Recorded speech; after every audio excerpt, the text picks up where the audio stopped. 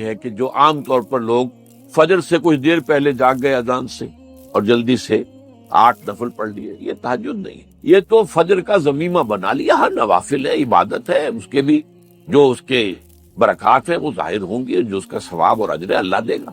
لیکن اصل میں جسے تہجد کہا جاتا ہے وہ رات کو سو کر پھر اٹھنا، نیند کو توڑ کر اور پھر سو جانا اور پھر اٹھنا فجر۔ جوف کہتے ہیں پیٹ کو کسی شے کے، جوف اللیل، رات کے بطن میں، رات کے درمیان میں، یعنی نصف رات گزر جائے اس وقت سے انسان جو ہے وہ نماز پڑھے اور پھر ثلث رہ جائے تو پھر جاگ جائے، پھر سو جائے اور پھر اس کے بعد اٹھے فجر کے لیے اور سنتیں پڑھے اور آئے مسجد کے اندر۔ تو یہاں آپ نے فرمایا وَصَلَاةُ الرَّجُلِ فِي جَوْفِ اللَّيْلِ، اور اپنے اس قول کے لیے حضور نے آیتیں تلاوت فرمائی، وہی دو آیتیں۔ یہاں یہ سورہ سجدہ کی آیت نمبر 16 اور 17 ہے۔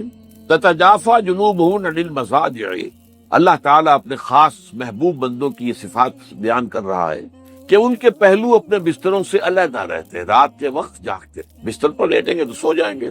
تتجافا جنوبہم عن المضاجع یدعون ربہم خوفا وطمعا، وہ اس وقت اپنے رب کو پکارتے ہیں، دعائیں کرتے ہیں، خوف کے ساتھ بھی، اس کے مواخذے کا خوف، اس کے عذاب کا خوف، اس کی باز پرس کا خوف، اس کی ناراضی کا خوف، جہنم کا خوف، وطمعا، اور طمع کس کی؟ اللہ راضی ہو، اللہ کے اجر و ثواب کی بھی طمع ہو، لیکن سب سے بڑی طمع کیا ہے؟ اللہ مجھ سے راضی ہو۔ اس لیے سب سے اونچا مقام یہی ہے، رضی اللہ عنہم ورضوا عنہ، اللہ ان سے راضی ہو گیا، ہوا اللہ سے راضی ہو گئے۔ یہ باہمی رضا ہے، بندہ اپنے رب سے راضی رہے، وہ ہے کہ تسلیم و رضا جو بھی دنیا میں آ رہا ہے اس پر شکوہ، اللہ کا شکوہ زبان پر جو بھی آ رہا ہے یہ میرے رب کی طرف سے، وہ میرا مولا ہے، آقا ہے، دوست ہے، میرا خیر خواہ ہے، اسے معلوم ہے کہ اس شر کے پیچھے کون سا خیر آ رہا ہے، مجھے کیا پتا، مجھے تو شر نظر آ رہا ہے، خیر تو نظر نہیں آ رہا۔ اس لیے فرمایا گیا کہ ہو سکتا ہے عسیٰ ان تکرہوا شیئا وہو خیر لکم وعسیٰ ان تحبوا شیئا وہو شر لکم واللہ یعلم وانتم لا تعلمون، ہو سکتا ہے تمہیں کوئی چیز بری لگے حالانکہ اسی میں تمہارا خیر ہے، عین ممکن ہے تمہیں کوئی چیز اچھی لگتی ہے حالانکہ اس میں تمہارا لیے شر ہے۔ اللہ جانتا ہے تم اس کیفیت کے اندر دنیا کی زندگی گزارے، اللہ تعالیٰ آخرت میں اسے راضی کر دے گا، اللہ اس سے راضی ہو جائے گا۔ اس قرآن کو اچھی سے اچھی خوشلحانی کے ساتھ پڑھو۔ من لم یتغن بالقرآن فلیس منا، جو قرآن کو بہتر سے بہتر انداز میں، اچھی سے اچھی آواز میں، خوشلحانی کے ساتھ پڑھنے کی کوشش نہیں کرتا وہ ہم میں سے نہیں۔ بلکہ ایک مرتبہ حضور رات کے وقت آپ گشت پر تھے اپنے ساتھیوں کے حالات معلوم کرنے کے لیے۔ حضرت ابو موسیٰ اشعری رضی اللہ تعالیٰ عنہ ایک صحابی ہیں، ان کے گھر کے پاس سے گزر ہوا، وہ رات کو تہجد پڑھ رہے تھے، کھڑے ہوئے کیف کے عالم میں قرآن تلاوت کر رہے ہیں۔ حضور کو بہت پسند آئی ان کی قرات، کافی دیر تک وہاں کھڑے سنتے رہے۔ اب انہیں کیا پتا کون سن رہا ہے، بالکل اسی طرح سمجھ لیجئے ایک بات یاد آئی ہے، حضور فرماتے ہیں کہ جس طرح کان لگا کر اللہ قرآن کو سنتا ہے کسی چیز کو نہیں سنتا۔ ہمیں نظر نہیں آتا نا، ہمیں معلوم نہیں، ہم قرآن پڑھ رہے ہو تو سننے والا کون ہے؟ سب سے زیادہ کان لگا کر خود اللہ۔ یہاں اس لیے مجھے یاد آیا کہ ابو موسیٰ اشعری کو کیا پتا تھا کہ کون سن رہا ہے، وہ اپنی کیفیت میں نماز میں تہجد میں قرآن کی تلاوت کر رہے تھے، اور ظاہر بات ہے ان کے گھر ایکڑوں میں بنے ہوئے نہیں تھے، ایک ایک کمرہ، ایک ایک کوئی حجرہ، ایسے ہی تو گھر تھے نا صحابہ کے، لہذا حضور پاس سے گزرے، آواز آئی، کافی دیر سنتے رہے۔ اس کے بعد آپ تشریف لے گئے، صبح فجر میں ملاقات ہوئی تو حضور نے تحسین کے انداز میں فرمایا، یا ابا موسیٰ انک قد اوتیت مزمارا من مزامیر آل داؤد، اے ابو موسیٰ تمہیں تو آل داؤد کے سازوں میں سے ایک ساز اللہ نے عطا فرما دیا ہے۔ جس طرح حضرت داؤد، لہن داؤدی مشہور ہے کہ جب وہ پچھلے پہر رات کو حمد کے ترانے الاپتے تھے، قرآن میں ہے کہ پرندے شامل ہو جاتے تھے ساتھ، اور پہاڑ وجد میں آتے تھے، پہاڑ بھی ان کے ساتھ شریک ہوتے تھے۔ تو جس طرح کا اللہ نے ان کو لہن عطا فرمایا تھا، حضور نے تحسین کے انداز میں فرمایا ہے ابو موسیٰ اشعری، اللہ نے تمہیں بھی آل داؤد کے سازوں میں سے ایک ساز عطا فرمایا۔ بہرحال قرآن مجید کا جو یہ میوزک ہے، قرآن کے الفاظ کا جو حسن ہے، جہاں تک حسن معنوی ہے وہ تو ہر لفظ میں ہے، لیکن یہ حسن ظاہری، حسن صوتی، حسن لفظی، یہ اپنے کلائمیکس پر آپ کو نظر آئے گا سورہ رحمان میں۔ لیکن قرآن میں یہ سورت اس اعتبار سے بھی ممتاز ہے، اس کی 4 آیات پر ذرا توجہ کریں گے، عجیب حقائق سامنے آئیں گے۔ جہاں یہ قرآن مجید کے حسن صوت اور حسن لفظی کی معراج ہے، وہیں اس کی پہلی 4 آیات میں 4 چوٹی کی چیزوں کا ذکر ہے، سب سے اونچی چیز ہے۔ پہلی آیت کیا ہے؟ الرحمن، ایک آیت ہو گئی۔ رحمان کیا ہے؟ اللہ کا نام ہے. کبھی آپ نے غور کیا اللہ کے ناموں میں سب سے پیارا نام کون سا ہوگا؟ رحمان. کیوں؟ اس کا مادہ کیا ہے؟ رحمت. ہمیں سب سے بڑھ کر جس چیز کی ضرورت ہے وہ کیا ہے؟ رحمت خداوندی. نام اچھی طرح سن لیجئے اس حضور کے قول کو. حضور فرماتے کوئی شخص جنت میں مجرد اپنے عمل کی بنیاد پر داخل نہیں ہو سکے گا جب تک کہ رحمت خداوندی دستگیری نہ کرے. کسی صحابی نے بڑی ہمت اور جرأت کا ثبوت دیا کہ پوچھ لیا کیا حضور آپ بھی؟ جب آپ نے فرمایا کوئی شخص داخل نہیں ہو سکتا جنت میں محض اپنے عمل کی بنیاد پر جب تک کہ رحمت خداوندی جو ہے وہ دستگیری نہ فرمائے. پوچھا گیا کیا آپ بھی؟ آپ نے فرمایا ہاں میں بھی. آپ انداز کیجئے کہ اگر محمد الرسول اللہ بھی رحمت خداوندی کے ضرورت مند ہوں تو تاب دیگرا چے رسد ہماری تو سب سے بڑی ضرورت رحمت خداوندی. اب یہ رحمت جو ہے قرآن مجید میں اللہ تعالیٰ کی یہ شان دو الفاظ کے ذریعے سے آتی ہے، رحیم اور رحمان. اور کوئی مادہ نہیں ہے جس سے دو نام بنتے ہوں اللہ، لیکن یہ مادہ ہے واحد رحمت کا کہ جس سے رحمان بھی ہے رحیم بھی ہے. رحیم صفت مشبہ ہے، رحمت دائم ہو جائے گی، مستقل ہوگی تو رحیم کہیں گے. اور رحمان اس میں رحمت کی ہے وہ شان ہے کہ جیسے ٹھاٹھے مارتا ہوا سمندر ہو، ہیجان کی کیفیت، طوفانی کیفیت، رحمت خداوندی کا طوفانی جوش، وہ ہے رحمان. آپ تو رہتے اس علاقے میں ہیں، آپ کو معلوم ہے عرب اگر بھوکا مرا جا رہا ہو تو کیا کہے گا؟ انا جوعان. پیاسا مرا جا رہا ہو انا عطشان. بہت غضبناک ہوگا غضبان. غضبان آصفہ قرآن میں آیا، بہت غضبناک. رحمان جس کی رحمت جو ہے جوش میں ہے، ٹھاٹھے مارتے ہوئے سمندر کے معنی میں. تو یہ اللہ تعالیٰ کے ناموں میں سب سے پیارا نام. اب آگے چلیے. الرحمن علم القرآن. رحمان نے قرآن سکھایا. رحمت خداوندی کا سب سے بڑا مظہر، رحمان کی رحمانیت کا سب سے بڑا مظہر قرآن ہے. ان میں جو منطقی ربط ہے اس کو سمجھتے جائیے. اچھا آپ یہ سوچئے جو علم بھی انسان کو حاصل ہوا وہ کس نے دیا؟ اللہ نے. سائنس کا علم کس نے دیا؟ اللہ نے. علم آدم الاسماء کلہا. وہ علم الاسماء جو حضرت آدم کو دے دیا گیا تھا ازل میں، یہ اسی کا ظہور ہے، یہ اسی کی ایکسفولیشن ہے جو ہو رہی ہے اور ہوتی رہے گی ابھی. اور دوسرے علم ہے وہ کس نے دیا؟ اللہ. لا یحیطون بشیء من علمہ الا بما شاء. مخلوق میں سے کوئی اللہ کے علم میں سے کسی شے کا احاطہ نہیں کر سکتا مگر وہ جتنا اللہ دینا چاہے. لیکن یہ کہ تمام علوم میں چوٹی کا علم قرآن. نوٹ کرتے جائیے، چوٹی کی چیزیں جمع کیجیے. اللہ کے ناموں میں چوٹی کا نام رحمان. اللہ نے جو کچھ انسان کو سکھایا اس میں چوٹی کا علم قرآن. خلق الانسان. انسان کو پیدا فرمایا. سوال یہ کہ حیوانات کو کس نے پیدا فرمایا؟ آسمان کس نے پیدا کیے؟ زمین کس نے پیدا کی؟ فرشتے کس نے پیدا کیے؟ کیا مطلب خلق الانسان؟ اس کی تمام مخلوقات میں اس کا کلائمیکس، اس کی تخلیق کی معراج، اس کے تخلیق کا نقطہ عروج انسان ہے. یہ ہے کہ جو مسجود ملائک بنا ہے. وَلَقَدْ كَرَّمْنَا بَنِي آدَمَ وَحَمَلْنَاهُمْ فِي الْبَرِّ وَالْبَحْرِ وَرَزَقْنَاهُمْ مِنَ الطَّيِّبَاتِ وَفَضَّلْنَاهُمْ عَلَى كَثِيرٍ مِّمَّنْ خَلَقْنَا تَفْضِيلًا. تو تخلیق میں سب سے اونچی تخلیق انسان. علموں میں سب سے اونچا علم قرآن کا. اللہ کے ناموں میں سب سے اونچا نام رحمان. کہ وہ ذات باری تعالیٰ سے جدا ہے. یہ بھی نہیں کہہ سکتے کہ اس کی ذات کا جزو لا ينفک.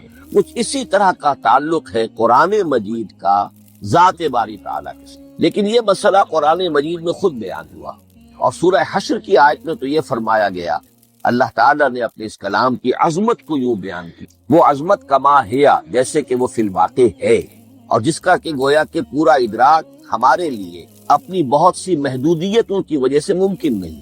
لیکن ایک تمثیل کے پیرائے میں سمجھایا، لو انزلنا ھذا القرآن علی جبل لرأیتہ خاشعا متصدعا من خشیۃ اللہ وتلک الامثال نضربها للناس لعلهم یتفکرون.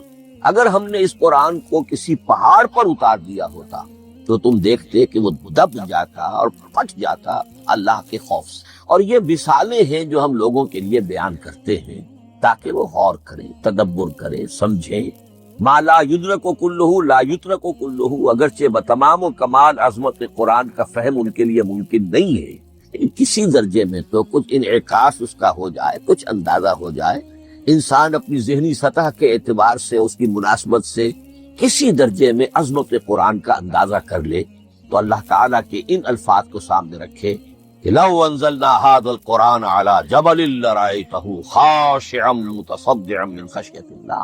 اب اس آیت کو سمجھنے کے لیے سورہ آراف کی آیت نمبر 143 کو سمجھنا ہوگا، اسی اصول کے تحت کہ القرآن یفسر بعضہ بعضا، قرآن کا ایک حصہ دوسرے حصے کی تشریح کرتا ہے۔ وہاں یہ واقعہ بیان ہوا ہے کہ حضرت موسیٰ علیہ السلام کو جب اللہ تعالیٰ نے کوہ طور پر طلب فرمایا 30 راتوں کے لیے، جس میں بعد میں 10 کا اضافہ کر کے وہ ایک 40 رات کا ایک کورس بنا، دن رات، اس موقع پر جو مخاطبہ الہی، مکالمہ الہی سے مشرف ہوئے حضرت موسیٰ علیہ السلام، تو ان کی آتش شوق بھڑکی اور انہوں نے بڑی جرت کر کے یہ درخواست کر دی، رب ارنی انظر الیک، پروردگار مجھے اپنا دیدار بھی عطا فرما، مجھے موقع عنایت فرما، میں تجھے دیکھ سکوں۔ یہ ان کی وہ آتش شوق کا مسئلہ، لیکن جواب کیا ملا؟ لن ترانی، تو مجھے ہرگز نہیں دیکھ سکتے، ولکن انظر الی الجبل فإن استقر مکانہ فسوف ترانی۔ لیکن ظاہر بات ہے کہ حضرت موسیٰ علیہ السلام کو بات سمجھانے کے لیے کچھ مشاہدہ بھی کرانا تھا۔ فرمایا تم مجھے نہیں دیکھ سکتے، البتہ اس سامنے کے پہاڑ پر نگاہ جماؤ، ہم اس پر اپنی ایک تجلی ڈالیں گے۔ یہ اگلی الفاظ کے اندر وضاحت ہے، میں یہاں پہلے سے بیان کر رہا ہوں سمجھانے کے لیے۔ اگر وہ پہاڑ ہماری اس تجلی کو، تجلی کسے کہتے ہیں؟ جلا، روشنی، تو اللہ تعالیٰ کی طرف سے کوئی خاص اس کے نور کا جب پرتو ہوتا ہے کسی شے پر تو وہ اس کی تجلی ہے۔ ہم اپنی ایک تجلی اس پہاڑ پر ڈالیں گے، اگر وہ اس کو جھیل جائے، اپنی جگہ کھڑا رہ جائے، تو تم سمجھنا کہ شاید تم بھی ہمیں دیکھ سکتے۔ فلما تجلی ربہ للجبل، اب یہاں وہ لفظ آ گیا، جب اللہ نے تجلی اپنی پہاڑ پر ڈالی، جعلہ دکا وخر موسیٰ صعقا، وہ پہاڑ ریزہ ریزہ اور حضرت موسیٰ بے ہوش ہو کر گر۔ اب یہ بے ہوش ہو کر گر جانا، جبکہ وہ تجلی براہ راست بھی نہیں، بالواسطہ مشاہدہ جو کر رہے حضرت موسیٰ وہ بالواسطہ تجلی پہاڑ پر، لیکن یہ کہ اس کا بھی بالواسطہ اس کا جو ہوا ہے، اس کی جو تاثیر ہوئی حضرت موسیٰ علیہ السلام پر کہ وہ اس کی تاب نہ لا سکے اور بے ہوش ہو گئے۔ یہاں سے یہ بات سمجھ میں آتی ہے کہ یہ تجلی یہ ذات باری تعالیٰ تھی جس نے کوہ طور کو جلا کر بھسم کر دیا یا ٹکڑے ٹکڑے کر دیا، ریزہ ریزہ کر۔ اب ذات الہی کے ساتھ جو تعلق ہے کلام الہی کا، اور یہ صفت جو لا عین ولا غیر کے درجے میں ہے ذات کے ساتھ، علامہ اقبال، میں عرض کر چکا ہوں کہ ان کی ابتدائی تعلیم میں اور خاندانی پس منظر کے اندر مذہبی اثرات بڑے گہرے۔ بہرحال انہوں نے ایم اے کیا ہے غالباً 1897 میں، اور اس وقت کا کچھ اقبال جو ہے، اس وقت سے لے کر 1905 تک کا اقبال، ایک طرف تو اس میں بھی نیشنلزم تھا، ہندی نیشنلزم، یہ نوٹ کر لیا۔ چنانچہ اسی دور کا اس کا ترانہ ہے، سارے جہاں سے اچھا ہندوستان ہمارا۔ آج بھی جو ہندوستان کا ریڈیو ہے اور ہندوستان میں حکومت کے زیر اہتمام اس ترانے کی جو ہے وہ بڑی سرپرستی ہوتی ہے، بہت اس کو جو ہے نشر کیا جاتا ہے، سارے جہاں سے اچھا ہندوستان ہمارا، ہم بلبلیں ہیں اس کی، وہ گلستاں ہمارا۔ بلکہ اس زمانے میں ایک ایسا شعر بھی انہوں نے کہا ہے جس کی کہ پھر شدید ترین نفی بعد میں ان کے اشعار سے ہوئی ہے۔ انہوں نے ایک نیا شوالہ کے نام سے جو نظم لکھی کہ سچ کہہ دوں اے برہمن گر تو برا نہ مانے، تیرے صنم قدوں کے بت ہو گئے پرانے۔ اسی میں ایک شعر ہے کہ پتھر کی مورتوں میں سمجھا ہے تو خدا ہے، خاک وطن کا مجھ کو ہر ذرہ دیوتا ہے، خاک وطن کا مجھ کو ہر ذرہ دیوتا ہے۔ اس درجے گہرا انڈین نیشنلزم اقبال کے اندر بھی موجود تھا۔ لیکن جب اقبال انگلستان گئے ہیں، یہ 28 برس کی عمر میں انگلستان گئے سن 1905 میں، اور 3 سال وہاں رہے انگلستان اور جرمنی، اور بیرسٹری بھی کی، اور چونکہ فلسفی تھے پی ایچ ڈی بھی کر کے آیا۔ اس عرصے میں معلوم ہوتا ہے کہ اقبال کی قلب ماہیت ہو۔ یہ میرا ایک تجربہ ہے، بڑا پرانا ہے، میرا مشاہدہ تھا 1970 میں پہلی مرتبہ میں انگلستان گیا تھا، میرے چھوٹے بھائی وہاں زیر تعلیم تھے، انہوں نے بلایا تھا۔ وہاں میں نے دیکھا کہ یونیورسٹیوں میں پڑھنے والے ایک ایک P H D, 2 P H D کرتے ہوئے لوگ بیٹھتے ہیں، جمعے کے روز قرآن پڑھتے ہیں، درس قرآن ہوتا ہے، اور وہ ایک دوسرے سے قرآن پڑھ کے سنتے بھی ہیں تاکہ جو تجوید کی غلطیاں ہوں ان کی تصحیح ہو سکے۔ اور میں نے سوچا کہ پاکستان میں اس سطح کے لوگ جو ہیں کبھی اس قسم کی مصروفیت میں مبتلا مجھے تو نظر نہیں آیا۔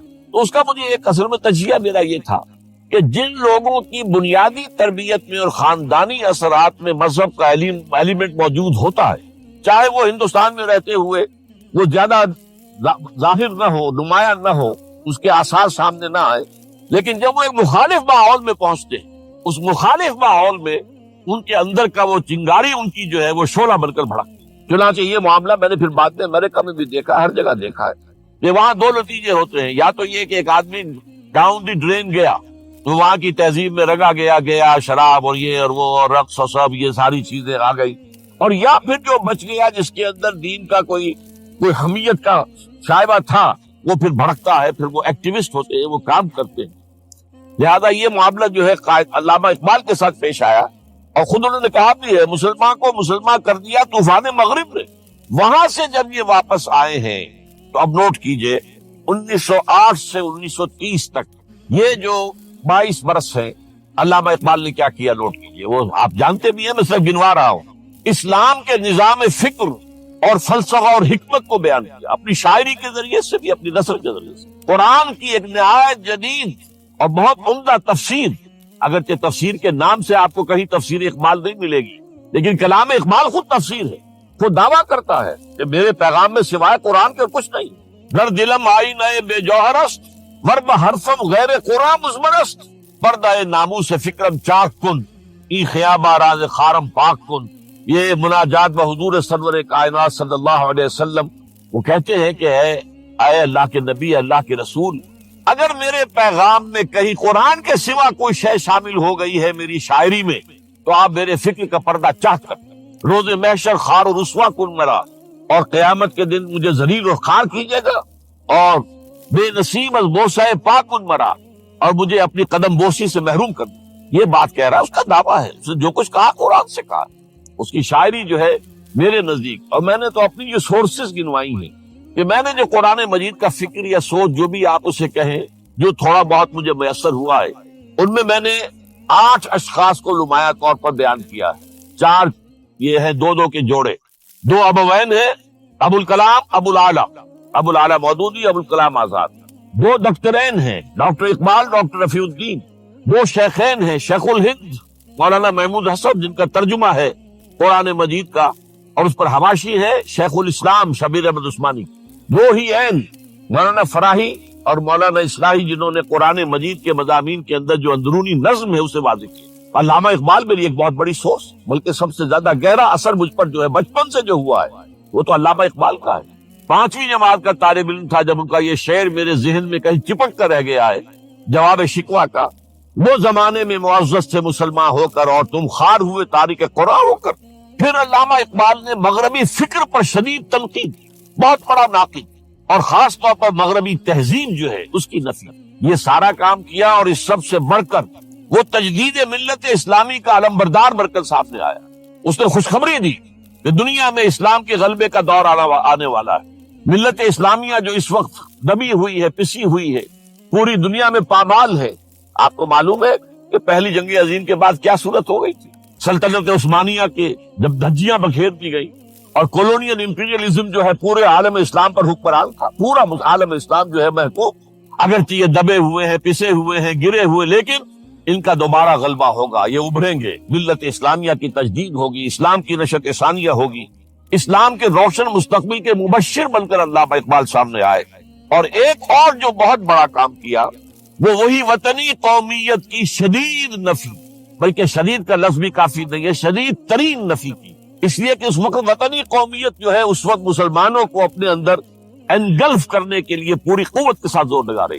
میں نے علامہ اقبال کے حوالے سے جو باتیں کی ہیں کہ احیاء فکر اسلامی اور تجدید ملت اسلامی, اس کے ساتھ ساتھ ہندوؤں میں کیا ہو رہا تھا اس دور میں, ان کے ہاں بھی ان کی مذہبی تجدید کا عمل بڑی شدت کے ساتھ شروع. اس میں بھی چند ناموں کا میں تذکرہ کرنا چاہوں گا. بنکم چٹرجی, اس نے بندے ماترم کا یہ جو ترانہ ہے آج بھی بھارت کے اندر مجبور کیا جا رہا ہے مسلمانوں کو بھی کہ وہ بھی اسکولوں کے اندر یہ ترانہ پڑھیں, اور ابھی مسلمان رجسٹ کر رہے ہیں. اس میں وہ زمین کی بندگی, بھارت ماتا ہم تیرے بندے, اور یہ جو ہے ہندو رینائسنس کا ایک بہت بڑا جو ہے یوں سمجھیے کہ علم بردار. پھر دوسری شخصیت سامنے آئی راجا رام موہن. یہ شخص بہت بڑا فاضل, بڑا عالم, 10 کے قریب زبانیں جو ہے ان کا ماہر ہے, جس میں یورپینز بھی اور ایسٹر. پھر یہ کہ یہ مسلمانوں کا ہمدرد بن کر آیا. انگریز نے جب یہاں پر ان کے پادریوں نے تسلیس کی تلقین شروع کی ہے تو آئینہ توحید کے نام سے اس نے کتابچہ لکھا اس کی نفی کے لیے. اس حوالے سے یہ کچھ ایسی شخصیت بننے کی کوشش کر رہا تھا کہ مسلمان بھی اس کو قبول کر, اور اس کے بعد پھر اس نے برہمو سماج کے نام سے ایک ادارہ قائم. یہ وہی تھا کہ جو اس سے پہلے اکبر نے جو فلسفہ دیا تھا دین الہی، بھئی اللہ کا معاملہ کرو، صرف اللہ کو سب مانتے ہیں، صرف نام ہے مختلف ہے، کسی نے کوئی نام رکھ دیا، کوئی مہادیو کہتا ہے، کوئی کچھ کہتا ہے، کوئی گاڈ کہتا ہے، سب خدا کو تو سب مانتے ہیں۔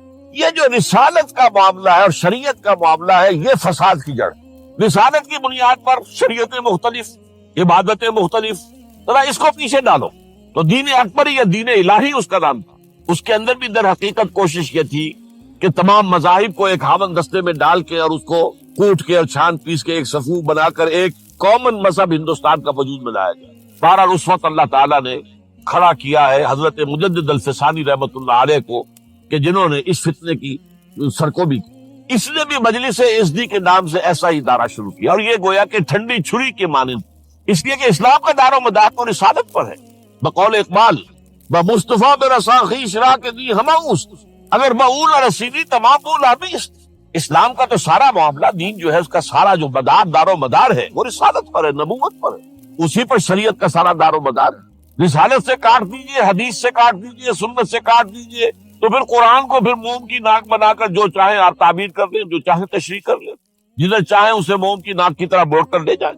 بہرحال اس معاملے میں بھی پھر ایک تیسری تحریک جو شروع ہوئی وہ بہت ملیٹنٹ تھی، آریہ سماج، دیانند سرسوتی، یہ ملیٹنٹ تھی اور بڑی اس کی جو ہے پذیرائی ہوئی ہندو معاشرے میں۔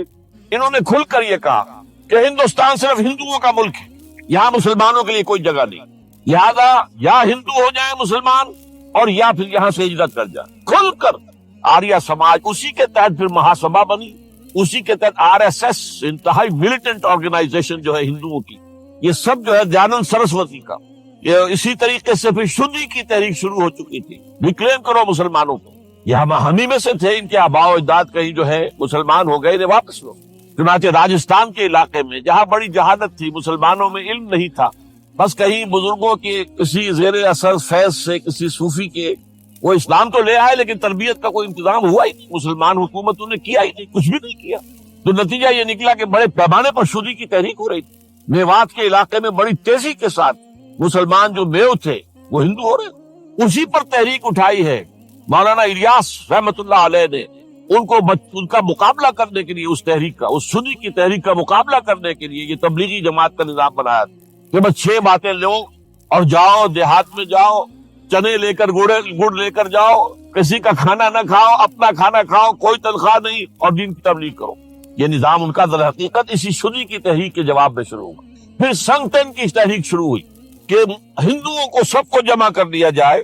اب اس اعتبار سے ذرا نوٹ کیجئے، علامہ اقبال نے جو نفی پھر وطنیت کی ہے، اتفاق سے یہاں یہ اشعار لکھے ہوئے ہیں، اس دور میں میں اور ہے، جام اور ہے، جم اور، ساقی نے بنا کی روش لطف و ستم اور، تہذیب کے آزر نے ترشوائے صنم اور، مسلم نے بھی تعمیر کیا اپنا حرم اور، ان تازہ خداؤں میں بڑا سب سے وطن ہے، جو پیرہن اس کا ہے وہ مذہب کا کفن۔ اب ذرا قلب ماہیت کا اندازہ کیجئے، وہی شخص جو کہہ رہا تھا کہ خاک وطن کا مجھ کو ہر ذرہ دیوتا ہے، وہ آج اس وطن کو ایک سب سے بڑا بت قرار دے کر اور اس کا قلع کما کرنے کے لیے کس قدر زوردار الفاظ جو ہے، اور یہی دوسری طرف یہ بت کہ تراشیدہ تہذیب نوی ہے۔ یہ جو نیشن سٹیٹ کا تصور ہے، یہ 18ویں صدی سے یورپ میں شروع ہوا۔ نیشن سٹیٹ، ایک ملک میں رہنے والے سب شہری ہیں، برابر ہیں، اور ان کے اندر مذہب کا اختلاف ہو، یہ اس کا کوئی حیثیت نہیں۔ مذہب تو پرائیویٹ معاملہ ہے، ہاں جو سرکاری سطح پر ہوگا معاملہ، اجتماعی معاملات جو ہے وہ کسی مذہب سے طے نہیں ہوگی۔ یہ نیشن سٹیٹ کا تصور، یہ بت کہ تراشیدہ تہذیب نوی ہے، غارت گرے کاشانہ دین نبوی ہے، بازو تیرا توحید کی قوت سے قوی ہے، اسلام تیرا دیس ہے تو مصطفی ہے، نہ زارہ دیری نہ زمانے کو دکھا دے اے مصطفی خاک میں اس بت کو۔ اس سے بھی زیادہ مجھے ملا ہے ایک ان کے تختہ جو ہے، منزل راہ رواں دور بھی دشوار بھی ہے، کوئی اس قافلے میں قافلہ سالار بھی ہے، بڑھ کے خیبر سے ہے یہ مارکہ دین و وطن۔ خیبر، غزوہ خیبر سے کہیں بڑھ کر یہ دین و وطن کا مارکہ، کہ ہمارے نزدیک ہماری قومیت کی بنیاد ہمارا دین، آج دنیا یہ کہتی ہے کہ قومیت کی بنیاد وطن ہے۔ یہ جو مارکہ دین و وطن ہے، بڑھ کے خیبر سے ہے یہ مارکہ دین و وطن۔ اس زمانے میں کوئی حیدر کرار بھی ہے، تو واقعہ یہ ہے کہ علامہ اقبال نے اس سلسلے میں وہ رول بھی پلے کیا کہ جو حضرت مجدد الفسانی رحمت اللہ علیہ نے دین اکبری کا قلع قبا کرنے میں ادا کیا تھا، اور اس میں کوئی شک نہیں ہے۔ اس اعتبار سے میں کہا کرتا ہوں کہ حضرت مجدد الفسانی کے بروز کی حیثیت رکھتے ہیں علامہ اقبال، اور ان کو جو گہری نسبت تھی، حاضر ہوا میں شیخ مجدد کی لاحت پر، وہ خاک کے ہے زیر فلک مطلع انوار، گردن نہ جھکی جس کی جہانگیر کے آگے، جس کے نفس گرم سے گرمی احرار، وہ ہند میں سرمایہ ملت کا نگہباں، وہ ہند میں سرمایہ ملت کا نگہباں۔ ملت کا سرمایہ تو سارا کا سارا جو ہے ایمان و رسالت سے۔ آپ حضرت مجدد الفسانی کے خطوط پڑھیے، سب سے زیادہ زور اطاعت رسول، اطاعت رسول، اطاعت رسول، اطاعت رسول۔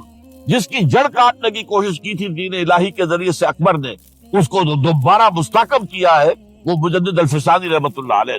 اب آئیے 1930 کا ماہ دسمبر، اس میں ایک بات ہم دیکھ چکے، محمد علی جناح ہندوستان کی سیاست سے مایوس ہو کر ملک چھوڑ کر انگلستان میں جا کر آباد ہو چکے۔ اور اس ضمن میں ایک واقعہ میں آپ کو سنا دوں، ایس ایم اکرام صاحب کا نام بہت سے حضرات کے علم میں ہوگا، ان کی 3 کتابیں جو ہے بڑی مارکت الارا ہیں، آب کوثر، موج کوثر، روض کوثر۔ ادارہ ثقافت اسلامیہ کے ڈائریکٹر رہے بہت عرصے تک، بہت پڑھے لکھے آدمی، وہ آکسفورڈ میں پڑھتے تھے اس زمانے میں۔ وہ لندن گئے، انہوں نے محمد علی جناح صاحب سے ملاقات کی اور کہا کہ آپ کیوں چھوڑ کر آ گئے ہندوستان کے مسلمانوں کو آپ کی رہنمائی کی ضرورت ہے۔ تو جواب جو تھا محمد علی جناح کا وہ نوٹ کرنے کے قابل ہے، ہندوز آر انکوریجیبل، یہ ہے جو نتیجہ نکالا تھا محمد علی جناح نے۔ یوں سمجھیے کہ 24 برس کی محنت شاقہ کہ کوئی اتحاد کا فارمولہ طے ہو جائے، کوئی بنیاد ہو جائے، کوئی ہمارے مابین متفق علیہ اسکیم طے بن جائے، لیکن جس درجے مایوس ہوا ہے شخص، ہندوز آر انکوریجیبل، یہ ناقابل اصلاح ہے۔ اور مسلمانوں کا حال یہ ہے کہ ان کا ایک لیڈر جو بات مجھ سے کرتا ہے صبح کو وہ شام کو ڈپٹی کمشنر کو بتا دیتا ہے، تو اب میں ایسی قوم کی رہنمائی کیسے؟ تو یہ میں نے آپ کو یہ واقعہ بھی سنا دیا کہ وہ مایوسی کا عالم کیا تھا۔ لیکن اب جو ہے 1930 میں، جبکہ مسلم انڈیا کا ایک سورج تو غروب ہو گیا تھا، مغرب میں جا کر بیٹھ گیا، مغرب میں سورج غروب ہوتا ہے، ایم اے جناح تو وہاں بیٹھ، ایک سورج اب طلوع ہوا ہے مسلم لیگ کے پلیٹ فارم، یہ ہے علامہ اقبال۔ 1930 کا جو ان کا خطبہ ہے الہ آباد کا، وہ بہت اہم، بہت اہم، بہت اہم۔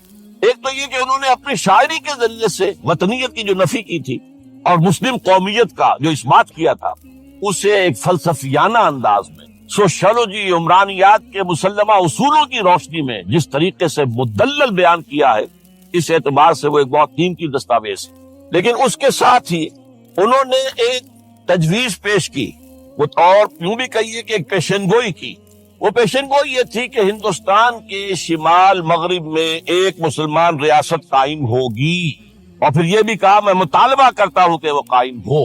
البتہ اس میں بعض لوگ جو ہے اس پر یہ تنقید کرتے ہیں کہ علامہ اقبال نے تو یہ کہا تھا I would like to see the Punjab, the Northwest Frontier Province, Sindh and Balochistan amalgamated into a single state, self-government within the British Empire or without the British Empire.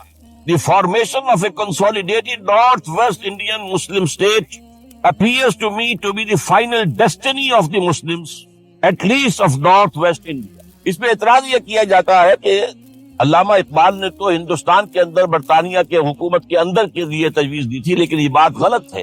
اصل میں نوٹ یہ کیجئے کہ 1930 تک تو اس کا کوئی امکان ہی نظر نہیں آتا تھا کہ انگریز ہندوستان چھوڑ کے چلا جائے گا۔ تو اس وقت کے لیے ان کی تجویز یہ تھی کہ ہندوستان میں ایک صوبہ بنا دیا جائے، یہ آج کا پاکستان، یا یوں سمجھیے کہ جو کچھ عرصے پہلے 1 یونٹ بنا تھا، برٹش انڈیا میں بھی یہ 1 یونٹ کی حیثیت سے ایک سٹیٹ بن جائے، تاکہ اس علاقے میں مسلمانوں کے اندر جو کچھ قومیتی کچھ تھوڑا فرق ہے، کلچر کا فرق ہے، کچھ ان طرح کی چیزیں، زبانوں کا فرق ہے، تو یہ جو ہے مل جل کر ان کے اندر ایک قوم کا تصور جو ہے باقاعدہ پیدا ہو۔ اسی لیے وہ کہتے ہیں I demand the formation of a consolidated Muslim state in the best interest of India and Islam۔ اب اس میں وہ بات یہ کہتے ہیں کہ for Islam it will be an opportunity to rid itself of the stamp that Arabian imperialism was forced to give it, to mobilize its laws, its education, its culture, and to bring them into closer contact with its own original spirit and with the spirit of the modern time۔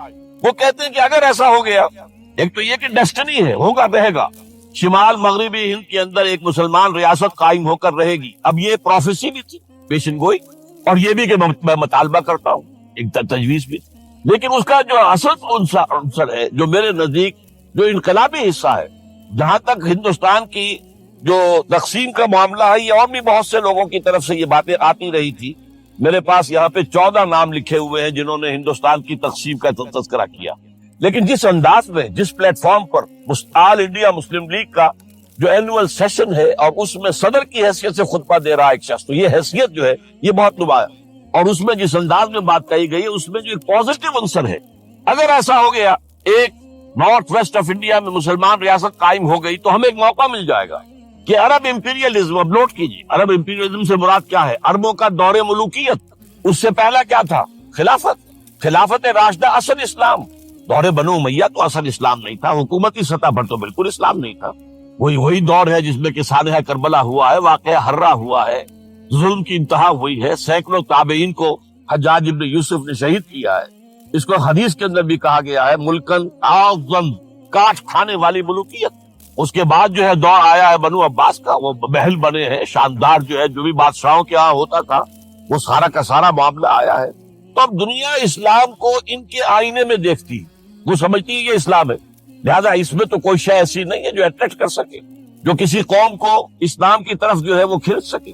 تو یہ جو impression ہے جو کہ اس دور ملوک کی عرب imperialism کا لفظ استعمال کیا ہے، اسلام کے چہرے پر جو بدنما داغ اور دھبے آ گئے ہیں، انہیں ہٹا کر وہ جس کی اوریجنل پیورٹی ہے، اور ظاہر بات ہے کہ دور ملوکیت سے پہلے خلافت راشدہ، تو گویا کہ اس میں اگرچہ نام خلافت راشدہ کا نہیں لیا گیا ہے، لیکن یہ ہے کہ بات مراد وہی ہے، لیکن اور اس میں بھی جو بڑی حکیمانہ بات ہے کہ ہم اس کو bring them into closer contact with its original spirit, جو اصل اسلام کی اصل روح ہے، and with spirit of the modern times, اس زمانے کے جو تقاضے ہیں ان کے مطابق اجتہاد کے دروازے کو کھول کر، اور ہم ایک ایسا نظام جو ہے وہ یہاں پر قائم کریں۔ یہ ہے وہ چیز کہ جس نے تحریک مسلم لیگ کے اندر ایک مثبت جذبہ، یہ نوٹ کر لیجئے میرے الفاظ، 1906 سے لے کر 1930 تک تحریک مسلم لیگ صرف ایک منفی موٹیو پر چل رہی تھی، منفی، نیگیٹو، خوف، ہندو کا خوف، ہندو دبا لے گا، ہندو ایکسپلائٹ کرے گا، ہندو معاشی طور پر بھی، تہذیبی طور پر بھی، ثقافتی طور پر بھی، مذہبی طور پر بھی شدی کی تحریک چل رہی ہے، ہمیں راستہ دکھایا جا رہا ہے، ہندوستان چھوڑ دو، بھاگ جاؤ، چلے جاؤ۔ یہ سارا خوف کا عنصر تھا، اور اس میں تحفظات تلاش کرنے، کوئی ایسی یقین دہانیاں کہ وہ مسلمانوں کے حالات بہتر ہو جائیں، اس کے علاوہ کوئی اور موٹیو نہیں تھا، یہ منفی موٹیو تھا۔ اور اس کی وجہ ساتھ ہی یہ ہے کہ مسلم لیگ اس وقت تک کوئی عوامی جماعت تھی ہی، بلکہ کچھ خواص، اونچے لوگ، نوابوں اور نوابزادوں اور ان ایسے لوگوں کی جو ہے یہ ایک جماعت تھی۔ لیکن 37 میں جو یہ انجیکشن لگا ہے یہ پازیٹیو ہے۔ اس کی مثال میں دیا کرتا ہوں کہ کوئی مریض پڑا ہوا اپنے بیڈ پر اور گلوکوز کی بوتل لگی ہوئی ہے اور ایک ٹیوب چل رہی ہے، تو اس کے اندر ہی کوئی اب انجیکشن لگانا ہے تو اس ٹیوب میں لگا دیتے ہیں، ایسا نہ ہو کہ کوئی اور پرک دینی پڑے مریض کو اور اسے تکلیف ہو۔ تو گویا کہ مسلم لیگ کا جو بھی وہ ایک نظام تھا اس میں ایک انجیکشن لگایا ہے علامہ اقبال نے 1930 کے خطبے پہ۔ اگلی بات، اس کے بعد یہی انجیکشن علامہ اقبال نے لندن میں مسٹر محمد علی جناح کے ذہن و فکر میں لگایا۔ اس کا واقعہ کیا ہے؟ 3 گول میز کانفرنسیں ہوئی تھی، پہلی اور دوسری میں محمد علی جناح بھی شریک تھے، تیسری 1932 میں ہوئی اور وہ شریک نہیں ہوئے، اس لیے کہ وہ سیاست چھوڑ چکے، وہ تو سیاست کو خیر بات کہہ کر پریکٹس کر رہے تھے، لیکن علامہ اقبال اس میں گئے تھے، وہاں موقع ملا، قریبی ملاقاتیں ہوئیں، گفتگویں ہوئیں، اور ان ملاقاتوں کے نتیجے میں یہی انجیکشن علامہ اقبال نے محمد علی جناح کے ذہن اور فکر کے اندر لگایا ہے کہ بات کرو اسلام کے احیاء کی، وہ چیز کہ جو مسلمانوں کے جذبات کے اندر گرمی پیدا کرے، حرارت پیدا کرے۔ اس حوالے سے یہ جو انجیکشن لگایا گیا ہے، اسی سے پھر یہ کہ ان کے مزاج کے اندر ایک تبدیلی آئی، کچھ اور لوگوں نے بھی انہیں کہا ہوا تھا، لیکن یہ کہ خاص طور پر یہ بات اقبال کی تھی جس کی اپنی ایک حیثیت تھی۔ بہرحال 1934 میں ایم اے جناح واپس آ گئے، پھر انہیں مسلم لیگ کا تا حیات صدر بنا دیا گیا، پھر انہوں نے مسلم لیگ کو سنبھالا ذرا، لیکن 1936 کے الیکشن جو آئے یہاں پر، اس میں کانگریس پوری اوور ویلمنگ میجورٹی سے جیت گئی۔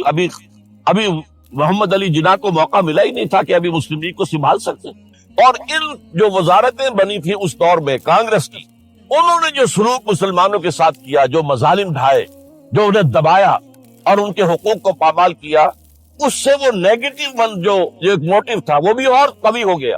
اور اس کے بعد پھر محمد علی جناح نے 1937 سے لے کر 1947 تک، ایک لفظ میں استعمال کر رہا ہوں، آپ گھبرا نہ جائیں، 1937 سے 1947 تک اسلام کی قوالی گائی، پورے 10 برس اسلام اسلام اسلام اسلام، ہمیں اسلام چاہیے، اسلامی تہذیب ہم چاہتے ہیں، اسلامی قانون ہم چاہتے ہیں، ہمارے قوانین اور ہیں، ہمارا مذہب نہیں ہے، وہ دین ہے، وہ زندگی کے تمام معاملات پر۔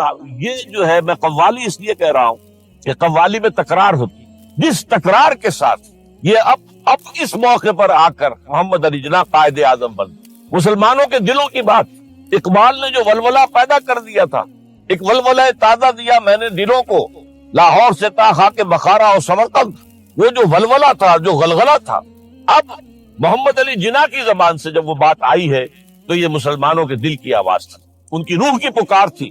لہذا اب مسلم لیگ ایک عوامی جماعت بنی اور محمد علی جناح اب قائد اعظم قرار پائے۔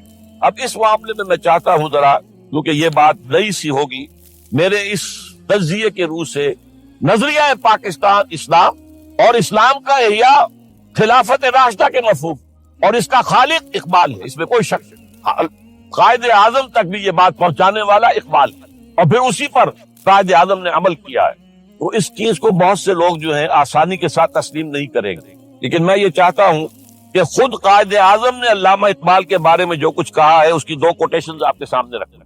کلکتہ 21 اپریل 1938 کو علامہ اقبال کا انتقال ہوا۔ اس وقت کلکتے میں ایک بہت بڑا جلسہ ہو رہا تھا فلسطین کے مسئلے پر غور کرنے کے لیے، قائد اعظم اس کے چیف مقرر تھے۔ اب یہ خبر پڑھیے، A mammoth public meeting of the Muslims of Calcutta was held on the football ground on 21st April to consider the Palestine problem, but it was converted into a condolence meeting to mourn the death of Allama Iqbal. Mr. Ahmed Jinnah said that the sorrowful news of the death of Dr. Sir Muhammad Iqbal had plunged the world of Islam in gloom and mourning. Sir Muhammad Iqbal was undoubtedly one of the greatest poets, philosophers, and seers of humanity of all times. Note kijiye, one of the greatest poets, philosophers, and seers, جن کو کہ مستقبل کو دیکھنے کی صلاحیت ہوتی ہے، جن کی نگاہ گاہ میری نگاہ تیز چیر گئی دل وجود، جس کے بنا پر آب روان کبیر تیرے کنارے کوئی دیکھ رہا ہے کسی اور زمانے کے خواب۔ یہ علامہ اقبال نے جو کچھ دیکھا تھا اسلام کے مستقبل کے بارے میں۔ He took a prominent part in the politics of country and in the intellectual and cultural reconstruction of the Islamic world. His contribution to the literature and thought of the world will live forever. اب آخری جملہ سنیے غور سے۔ To me, he was a personal friend, number 1, philosopher, number 2, and guide, number 3, and as such the main source of my inspiration and spiritual support. کوئی شک اس کے بعد رہ جاتا؟ اور یہ الفاظ کون کہہ رہا ہے؟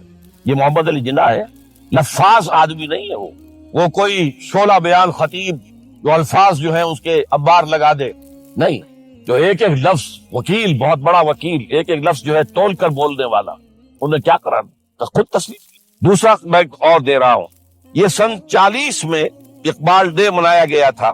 اب اس میں کیا کہتے ہیں Quaid Azam, If I live to see the ideal of a Muslim state being achieved in India, and I were then offered to make a choice between the works of Iqbal and the rulership of the Muslim state, I would prefer the former. اگر ہم کامیاب ہو جاتے ہیں کہ اسلامی ریاست قائم کرنے میں، مسلمان ریاست قائم کرنے میں، اور اس کے بعد میرے سامنے چوائس رکھا جاتا ہے کہ یا تو علامہ اقبال کا کلام لے لو اور یا حکومت کے سربراہ بن جاؤ، تو میں علامہ اقبال کے کلام کو ترجیح۔ اور سنیے، Continuing, Mr. Jinnah said that in April 1936, he thought of transforming the Muslim League, which was then only an academic institution, into a parliament of the Muslims of India. From that time to the end of his life, he continued, Iqbal stood like a rock by him. Iqbal, Mr. Jinnah said, was not only a great poet who had permanent place in the history of the world's best literature.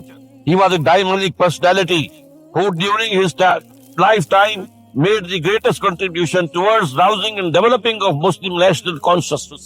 اب اس کے بعد جو ہے نظریہ پاکستان کیا تھا اور اس کا خالق کون تھا، اس کو اچھی طرح سمجھ